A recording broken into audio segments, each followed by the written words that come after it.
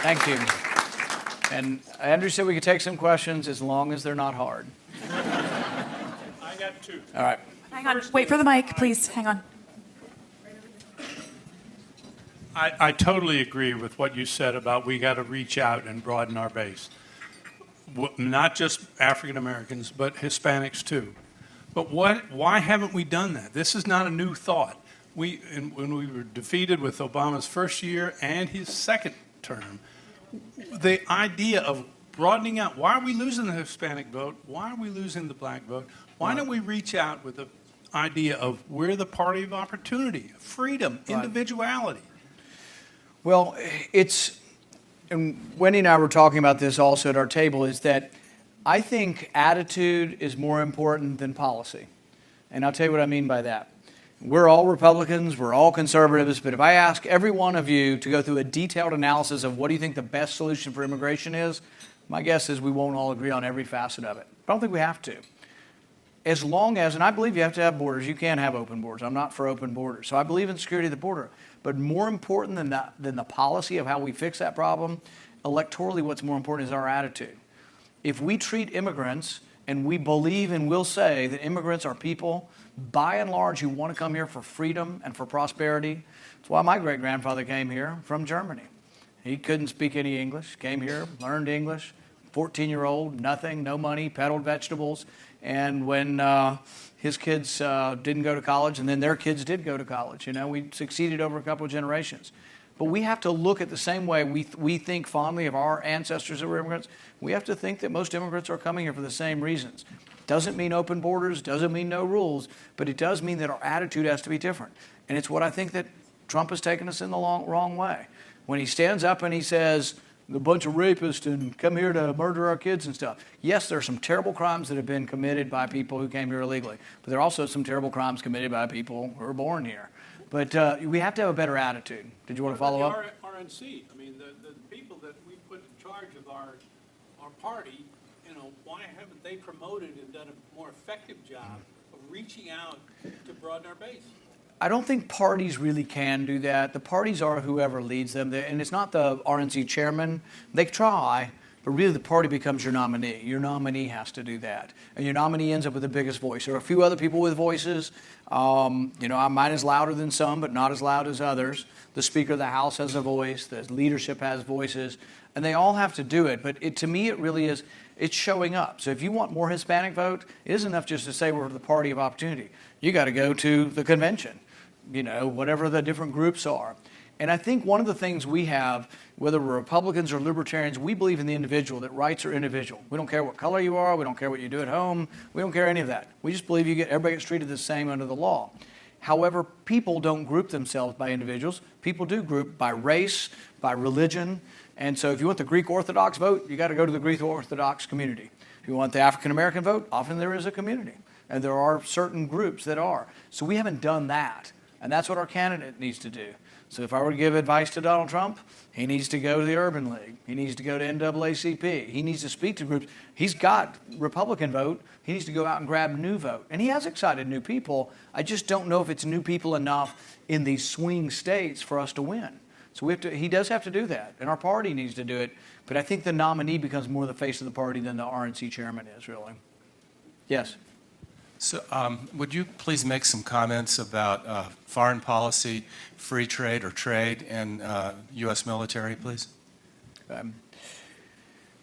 I'll start with trade. I was at the Nixon Library yesterday, and I told the story of how when I was a kid, we knew a man that fought in the Tsar's army. His name was Captain Pete Karpenko, and he ran a boat in our area, a shrimp boat, but he was died in the war anti-communist. So was my family. We still hate communism, but we were really against communism. But our thought in the 70s, my dad's, and what I heard from my dad and other conservatives was, hell no, we shouldn't recognize Red China, we shouldn't trade with them or do anything with them. But a lot of us came to change our mind over time that really one way to try to lessen or defeat communism in a way, other than going to war with China, is to trade with them. And in the sense, as we become intertwined, we're less likely to fight. George W. Bush put it this way. He said that trade creates the habits of freedom and it also creates the expectations of democracy. Now, is China a democracy? No, there's still a lot of human rights violations, a lot of problems in China, but I think I'd rather trade with them than fight with them. And but the same goes with Cuba. Not everybody will agree with this either. They still are communists. They're still terrible. But I think we overwhelm them with our goods, you know? And so I think trade is a good thing. With regard to foreign policy, I think we should obey the Constitution. Constitution says you shouldn't go to war unless Congress approves it with a declaration of war. And I think if you do that, there'll be a big public debate. And once again, there isn't an absolute set of circumstances that we all agree on, although I would say that there have been times when we've almost universally agreed. When we were attacked on December 7th, 1941, on December 8th, Congress voted nearly unanimous. And I think if you'd asked the American people, it would have probably been 99% we're not going to take this from the Japanese. I think if you looked after 9/11, when we had the vote after 9/11, once again, nearly unanimous. So there are times in which we are unanimous, but it should be through a vote of the people, through their representatives. On 9/11, we voted to go after those who attacked us on 9/11. That's what the words say. It's like 60 words. They're now using those words to justify 15 years of other wars, various and sundry wars, including the war in Libya, now the war in Syria, without ever voting again. If we're going to be at war, let's vote. Let's vote, and let's have everybody consolidated, Republican, Democrat, we are at war. But we don't do that. We take the easy way out, and we take some declaration from 15 years ago that had to do with Afghanistan and 9/11, and we apply it to something new. I think that many times our interventions overseas have backfired. I think toppling Saddam Hussein made us less safe, made the Iraq more chaotic. I think the same of Gaddafi. A third of Libya now pledges allegiance to Gaddafi, and it's completely chaos over there. Syria, should we topple Assad?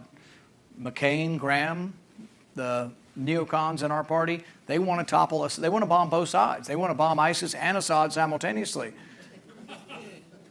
In the town of Maria, there's a town called Aleppo in the northern part of Syria. There's another town up above that called Marea, M-A-R-E-A.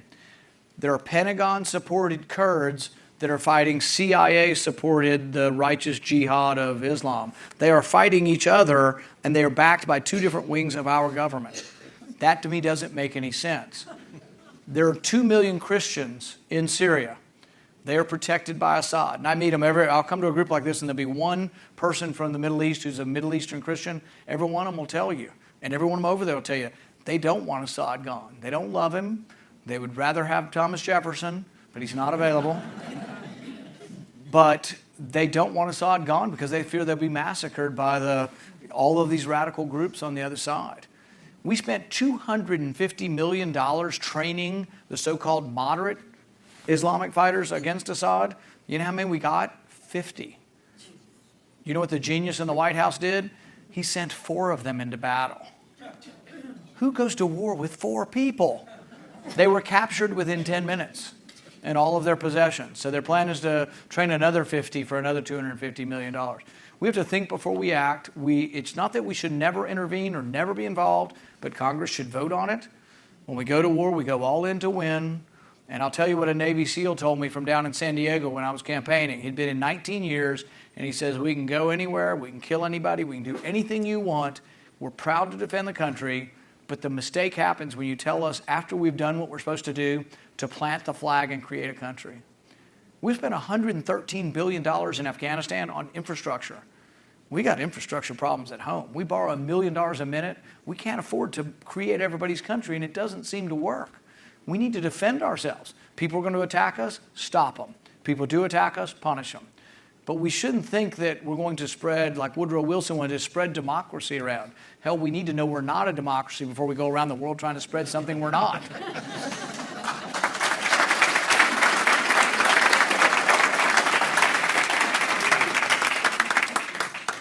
Good evening, Senator. My name is Andrew DiGiovanna. I'm with the YAF chapter from Cal State LA.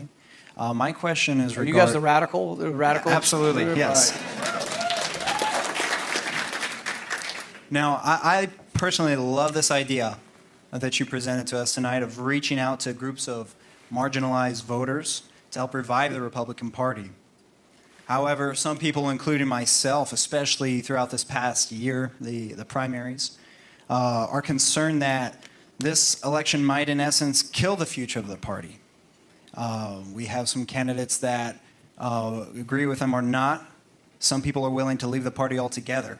Right. And so what would you say to those who are looking to alternative options, to perhaps third parties or anything of that nature?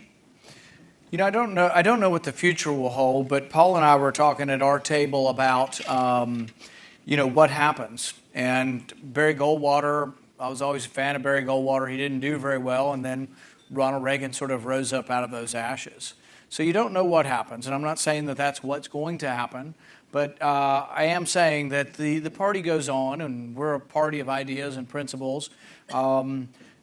My decision has always been to work through the party and not outside the party. And I'm a Republican. We're not all the same, but I'm a Republican, So I don't go around advising people to choose another way. I think that we all decide. So, for example, if there are 20 Republicans running in California, we all decide who we're going to give money to. That means you're enthusiastic. Who you're going to knock on doors for. And so we all will choose that. We'll figure that out. If you're unenthusiastic about one Republican, don't do anything for them. Work for another Republican. Or try to make the Republican Party a better place. Be one of the candidates that ushers from your generation in, makes it a new GOP where we can compete. And I truly think we can compete. Our ideas are better. And all of the results of capitalism and freedom have been great and have been prosperity. We just need to educate people and inform people that that's where their wealth came from. And if we want more of it, we've got to leave more money in the private sector and send less money to Washington. I mean, it's a pretty simple concept. But I think the future is within the party. We'll see what happens this go around. And, we'll see what happens once the nomination, I think, is now done. But we'll see what happens as we move forward and, how the race shapes up. I mean, on the bright side, we are running against a crook.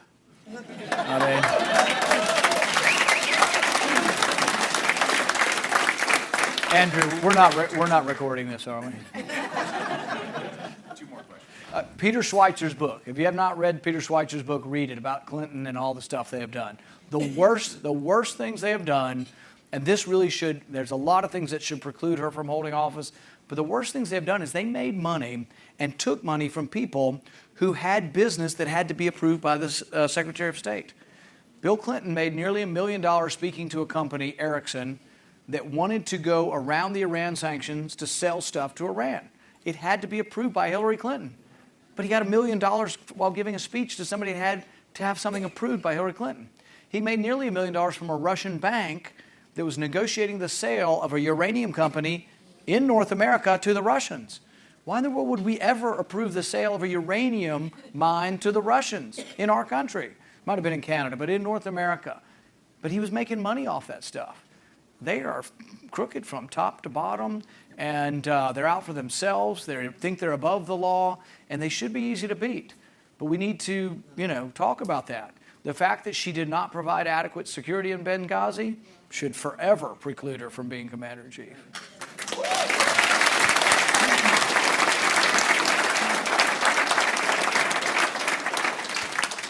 Senator, I'm absolutely thrilled you're here, and you're absolutely right. Clinton Cash should be a required read. My daughters and I are here, and we had admired your performance at the Republican debates. In fact, if there was a caucus held in our TV room, you would have won. I'm for changing the rules then. Well, you would have won unanimously. On the way here, one of my daughters, I'm not going to disclose who, asked me, so why isn't he the presumptive Republican nominee? Good question. People always look back and say, why didn't I succeed at something? Or why did my business not, what was the reason why you don't get what you want or what you think would be best for the country? And I don't look back and think I could have done anything else differently as far as the campaign tactics of things. I could have been taller. I could have been a better speaker. I mean, there's a lot of things you can be or you can't be. I think everybody was overwhelmed by the celebrity nature of this race. Could I be a bully?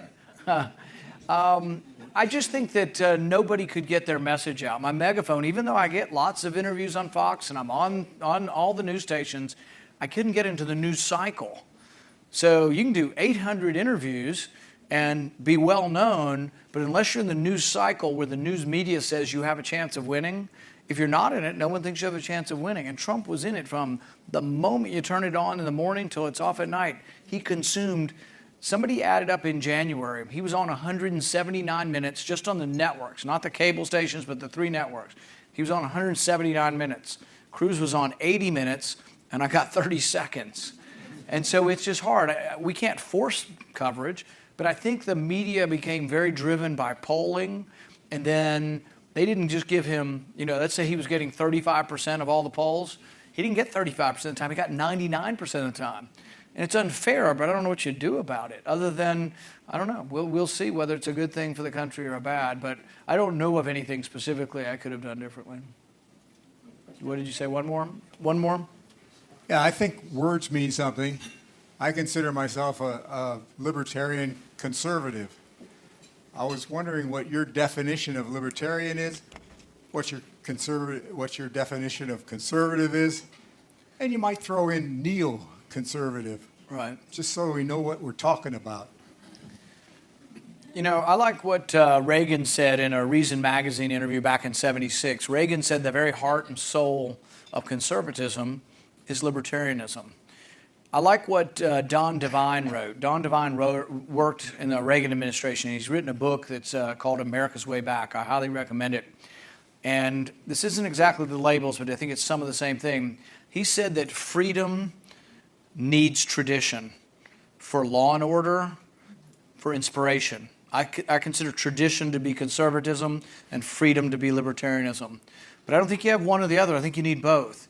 But he also said tradition needs freedom to avoid coercion and stagnation and decline. If you have just conservatism tradition and you don't inspire the young people that they can be free to create and free to prosper, there has to be that allure of freedom in addition to tradition. But I think you need both. I give a speech sometimes, and I did a little bit of it yesterday at a Catholic high school. You need liberty and virtue. And so I think there has to be a fusion of what is libertarianism and conservatism, and they both need each other, and that the truth is a little bit in between. And then the truth of the matter is we're all going to disagree a little bit on some things, and what does it mean to be libertarian? What does it mean to be conservative? What does it mean to be neo-conservative? So I don't know there are the exact labels. I do think that, if I were to choose a label, sometimes I say that I'm a constitutional conservative, But I like the ideas of talking about freedom and tradition. Our American Revolution, I think, succeeded because when we threw off the yoke of the king, we didn't give up on our traditions or our religion. We didn't give up on our representative bodies. And a lot of people don't realize this. The House of Burgess was meeting in 1640, had been meeting for 130 years. By the time we get to a revolution, continue to meet. Most of our colonial government continued on. We didn't go from king to no government. And so often in the Middle East, the only government is the iron fist of whoever's in charge. When you get rid of them, there's no government.